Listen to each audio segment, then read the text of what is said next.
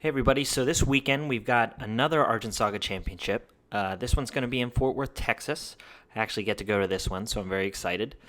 I just wanted to touch on some of the things that we're going to expect to see there, and also kind of the state of the format, so let's get into it. So going into this event, if you're playing, I think you need to expect a lot of Liam Kite.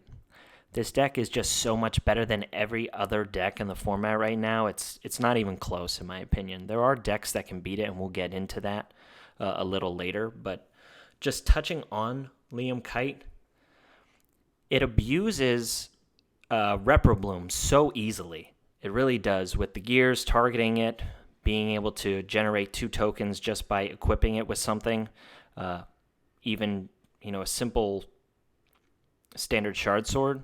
To give it target attack, 1500 creates 2 tokens. Obviously, if you want to equip Caliber or Shining Shard Dagger, quickness, all that stuff, it gets out of control quickly. And this deck just abuses it so well that it's too much for other decks to kind of deal with. It's so much faster than any other aggro deck, and then it also does well in the late game too. So it really doesn't have a weak point. And if you were going into this event and you asked me what deck you should run, I would 100% suggest this deck. It has no bad matchup. It can side deck pretty well. And also it can main deck some cards that beat decks that have a chance against it. So right now, again, there's no other deck you should be playing other than Liam Kite. And that's my opinion on that. Now, with that being said, I do want to touch on Reprobloom a little bit and kind of the state of the format and the game right now. When Reprobloom first came out, I was pretty optimistic. Reading it, it was obviously a fantastic card, and there were a lot of ways to abuse it. One of which was Gloom Oligarch, which they got rid of, which was nice.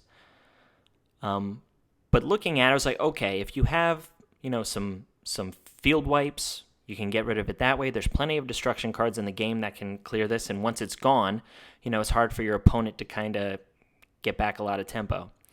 The problem is also in the second set that Reprobloom was released in, they also released cards that, one, made it easier to search in your deck, so you didn't have to hard draw it, aka Vabril's Gift, and then they also released a card that helps protect it, which is Guiding Winds for a low cost of 1, and then also allowing you to net a draw off that.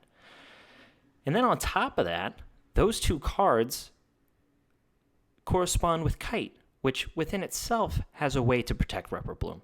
So it was kind of a perfect storm. You had cards that could clear Reprobloom, but they put kind of the best spirit to protect Reprobloom with all of the good protection cards, essentially, right?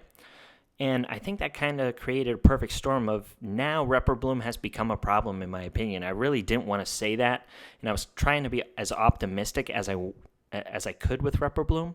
But in regards to diversity in the meta, I think Reprobloom kind of negates that. Because, as I said at the beginning of the video, I think Liam Kite is the clear favorite, and it's because of Reprobloom. There's no other deck to play because of this card.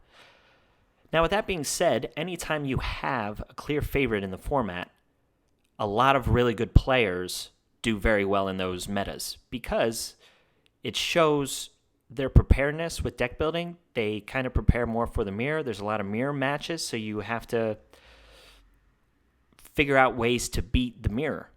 So really good players tend to come out on top on those kind of formats. So it's not terrible. It's a very good and strategic and also skill-intensive kind of format whenever you have a lot of the same decks winning. So that's not bad per se. The problem is with the game being so new, people want diversity. People want to play new stuff. And I'm not talking about competitive players in the game right now. I mean generating I'm talking about new players. You want a new player base to come in because right now the game has a pretty good following amongst its competitive players. People who really enjoy the game, they like the mechanics of the game. The problem is whenever you try and bring in new players and you tell them, oh, there's only one deck to play, that's not very, fun for someone to hear. And also, whenever they encounter broken cards like Repper or what happened with Aragon and Kite, with Sylphia, that was kind of a problem, and I think some people quit because of that. So if they want to generate more people into the game, Repper probably needs to be axed, or at least put on the suspended list like Aragon was, until there was a counter. Because right now, Aragon's very good, but Bone Scavenger just completely destroys it. And we really don't have that with Repper. We only have a couple field wipes, but like I said earlier, Guiding Winds protects against that, Kite protects against that, and then if you lose the Repper, you can search it again with Vabriel's Gift. So right now, I don't think there's enough to counter Repper, and it probably needs to be suspended because of that. As much as it pains me to say, I think it would just be better for the game to get more people into the game because it's so new. And that's kind of my thought on this card right now, as much as it pains me to say it, because I really thought there was going to be ways around it, but I don't think there is right now. So now that my little rant is over about Repper, let's move on to some decks that I think have a chance at beating Liam Kite.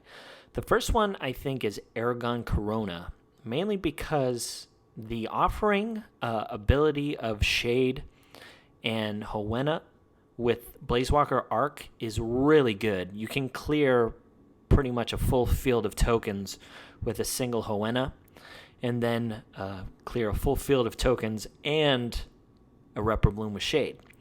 With that being said, though, a single Bone Scavenger just ruins your day, and I think that's the big letdown of Aragon Corona. It depends so much on Howena and Shade that a single Bone Scavenger really does you in, let alone, there's some other good side deck cards for Aragon, mainly that one Augment, which I'll put up on the screen. I forget its name. But, I still think Aragon Corona is a very good deck. I don't think you should not play it just because of Bone Scavenger, but it's the one downside, and the other thing is Liam Kite can main it, and it's still good. So it kind of has a lot of things going for it, but then a lot of things that are going against it, because Bone Scavenger is just an all-around decent card. So I think a lot of decks main it, and that's kind of the downside to Aragon Corona. Now, Aragon Fizzy saw some tops at Orlando, but it's more of a control deck, and I think Liam Kite can just outpace it.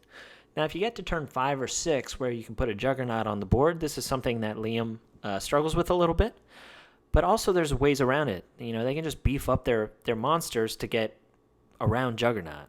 So I think Aragon Corona is probably the best matchup against Liam Kite, but Aragon Fizzy is still a really strong deck pretty much against anything else, so it's a decent option if you don't expect to play a whole lot of Liam Kite. But that's that. And then the other option you have is Jamal Sola or Gillian Sola, and these are very good control decks. They run a lot of big bombs. The problem is getting to the late game. Liam Kite is just so fast that it outpaces these decks really well. I thought after Orlando there was kind of a triangle format, but after playing Liam Kite enough, I really don't think blue-yellow is a good matchup against it. It was kind of something that I think people thought going into Orlando, but I really don't think that's the case. But that's just me. What do I know? But anyway, that's kind of my thoughts on what we're gonna see at Texas. I think you're gonna see maybe 6 Liams in the top 8. I really do, and I think the rest you might get one Jamal, you might get one Aragon, and that's about it. But I think most of it's gonna be Liam Kite. So if you guys are going to the event, I won't be wearing anything that says CWC Zeppelin. I'll just try and talk to people and say hi and introduce myself. But if you're going to be there, I look forward to meeting you guys, and I hope you do very well. So that's just my 2 little cents, rant on Repro and kind of how the meta is right now and what we're planning to expect at Argent Saga Championship 5 in Texas. So as always, guys, like, comment, subscribe. Zeppelin out.